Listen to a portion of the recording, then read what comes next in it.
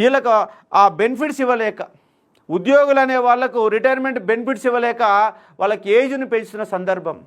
మరి నిరుద్యోగులు ఎటుపోవాలా, నిరుద్యోగులు ఏం చేయాలా, నిరుద్యోగ సమస్యకు పరిష్కారం ఏంటి?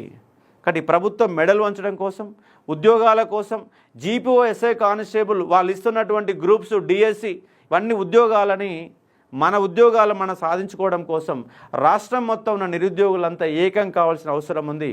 ఏకం కావాలా, నిలదీయాలా, కొట్లాడాలా, ప్రభుత్వాల మెడలు వంచాలా. నిరుద్యోగులతో పెట్టుకుంటే ఏ ప్రభుత్వం నిలబడదు అన్న ఒక సంకేతాలు మనం పంపించాల్సిన అవసరం ఉంది. ఎవడెడిపోతే నాకేంటి, నాకేం జరుగుతలేదు అనుకుంటే నీకేం రాదు.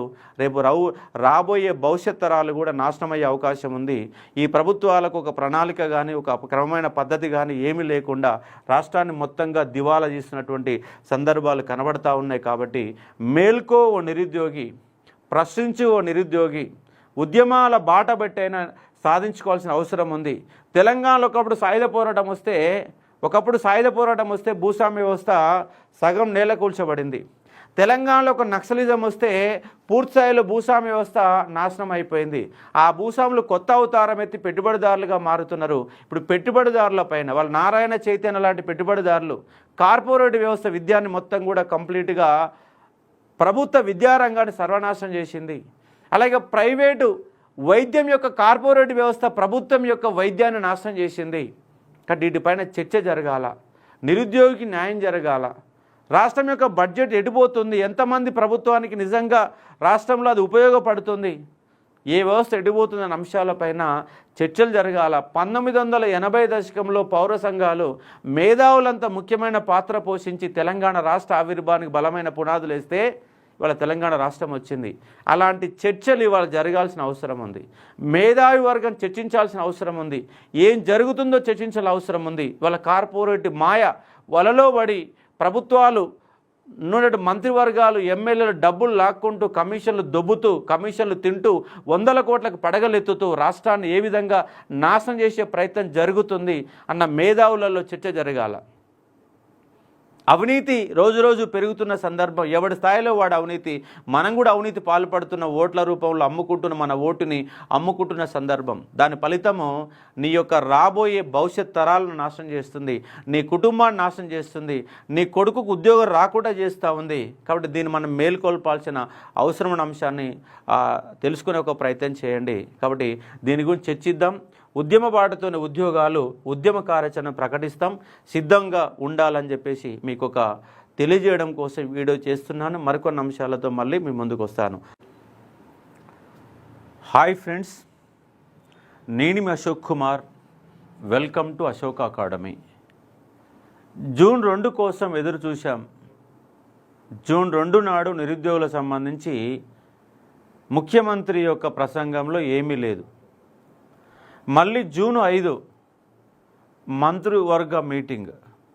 ఆ మంత్రివర్గ మీటింగ్లో కూడా నిరుద్యోగుల యొక్క ప్రస్తావన లేదు. మరి నిరుద్యోగులు ఏం కావాలా? మరోవైపు 62 చేస్తామని ఉద్యోగులకు సంబంధించినటువంటి ప్రకటనలు, అసలు అది చెయ్యమని తేలిపోయింది. మరి ఈ గవర్నమెంటు, నిరుద్యోగుల ఎజెండాతో అధికారంలోకి వచ్చిన ఈ గవర్నమెంటు ఇవాళ నిరుద్యోగులను మోసం చేస్తుంది. ప్రభుత్వాలు మోసం చేయడం సర్వసాధారణంగా మారింది. మోసపోవడం నిరుద్యోగుల వంతయింది. ప్రభుత్వాలు మోసం చేయడం సర్వసాధారణం, నిరుద్యోగులు మోసపోవడం సర్వసాధారణమైపోయినటువంటి ఒక పరిస్థితి. మరి ఏం చేస్తే ఈ ఉద్యోగాలు వస్తాయి? ఏం చేస్తే నిరుద్యోగుల బాధలు తీరుతాయి? అంటే ఈ ప్రభుత్వాలకు సోయి లేదు. ఈ ప్రభుత్వాలకి పెన్షన్ల మీద ఉన్న యావ, ఈ ప్రభుత్వాలకి ఉచిత పథకాల మీద ఉన్న యావ రాష్ట్రంలో రోజు రోజు పెరుగుతున్నటువంటి నిరుద్యోగుల పైన సోయి లేనటువంటి సందర్భం. ప్రభుత్వాలు ఏవైనా అట్లనే ఉన్నాయి. అసలు ఈ ప్రభుత్వాలకు నిరుద్యోగ ఎజెండానే ఉండడం లేదు. డిగ్రీలు చేసి, పీజీలు చేసి, పిహెచ్డీలు చేసి, బీటెక్లు చేసి, ఎంటెక్లు చేసి ఎన్నో రకాల చదువులు చదివితే ఇవాళ రోడ్డు మీద నిరుద్యోగిని నిలబెడుతున్నటువంటి సందర్భం.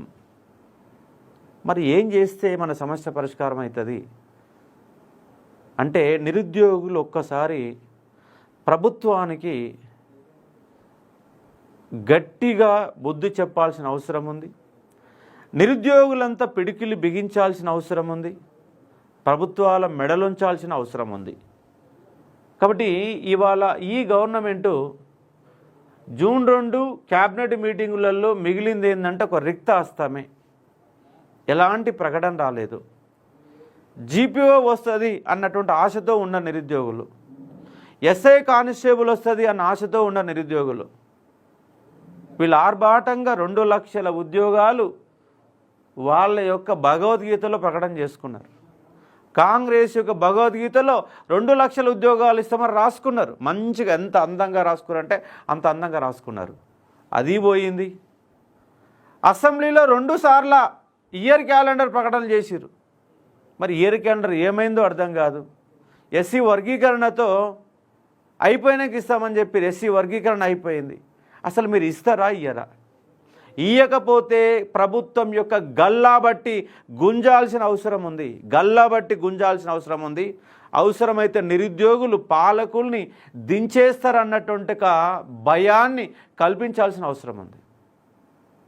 నిరుద్యోగులున్న భయమే వాళ్ళు మమ్మల్ని ఏమీ చెయ్యలేరు అన్నటువంటి విధంగా తయారైన ప్రభుత్వాలు. ఒకళ్ళు కాదు, 20 కాదు. ఇవాళ 20% జనాభా 20% జనాభా నిరుద్యోగులు 60 లక్షల మంది ఉన్నారు. 3.5 కోట్ల జనాభా ఉంటే 20 లక్షల మంది నిరుద్యోగులు ఇవాళ రోడ్ల మీద ఉండాల్సిన ఒక పరిస్థితి.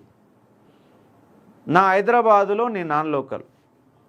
నా హైదరాబాదులో తెలంగాణోడు నాన్ లోకల్. జియో నెంబర్ 46 అదే చెప్తుంది. రిజర్వేషన్ల ఉల్లంఘన జియో నెంబర్ 29 చెప్తుంది. ఉల్లంఘనలు చేస్తున్నారు, ఉద్యోగాలు అమ్ముకుంటున్నారు, గందరగోళం చేస్తూ ఉన్నారు. 2 సార్లు ఇయర్ క్యాలెండర్ ప్రకటన వచ్చినా కూడా ఇప్పుడు మళ్ళీ ఏంటంటే మళ్ళీ పెద్ద క్వశ్చన్ మార్కే తప్ప ఏమి కనబడతలేదు నిరుద్యోగులకి. జూన్ 2 వరకు వెయిట్ చేసాం. 16 నెలల కాలం అయిపోయింది. సంవత్సరం 12, దాదాపు 6 నెలలు, 18 నెలల టైం అయిపోయింది. 18 నెలల కాలంలో వాళ్ళు ఇచ్చినటువంటి ఉద్యోగాల సంఖ్య 11-12 వేల ఉద్యోగాలకు ప్రకటనలు ఇచ్చారు. నింపింది ఒక డిఎస్సి మాత్రమే. వీళ్ళేసిన నోటిఫికేషన్లో కాంగ్రెస్ గవర్నమెంట్ అధికారంలోకి వచ్చినాక వాళ్ళు నింపినటువంటి వాళ్ళ నోటిఫికేషన్లో నింపినటువంటి ఉద్యోగాలు కేవలం ఒక 5,000 నుంచి 6,000 మధ్య ఒక డిఎస్సి మాత్రమే నింపారు. వాళ్ళకు సంబంధించినటువంటి మెడికల్ సంబంధించిన ఉద్యోగాల ప్రకటన వచ్చింది. ఎగ్జామ్స్ అనే రిజల్ట్ కూడా రాలా. ఇచ్చింది 5,000 మాత్రమే. 2 లక్షల ఉద్యోగాలలో కాంగ్రెస్ కోటా పూర్తయింది. కేవలం 5,000 ఉద్యోగాలు మాత్రమే పూర్తయింది. ఇంకా 195,000 ఉద్యోగాలు ఆన్నే ఉన్నాయి. ఒకవేళ వాళ్ళు ప్రకటన ఇచ్చిన కలిపితే కూడా 12,000. ఇంకా 188,000 ఉద్యోగాలు ఎప్పుడు ఇస్తావు? గొప్పలకేం లేదు, మాటలకేం కొరవలేదు. ఎక్కడ పోయినా 60,000 ఉద్యోగాలు ఇస్తామని దొంగ లెక్కలు చెప్తున్నటువంటి ముఖ్యమంత్రి.